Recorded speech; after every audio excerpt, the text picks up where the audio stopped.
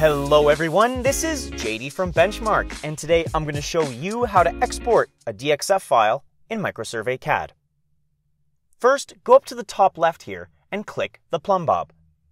Next, scroll down and click the triangle next to Export. Here, you can see all the different exporting file types.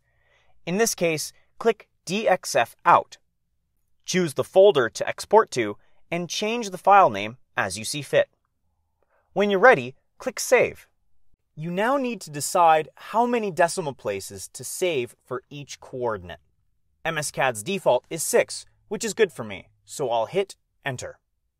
To double check, I'll open that export folder, and you can see that the drawing has been saved as a DXF. And that's about it. Please consider liking and subscribing, it really helps us out.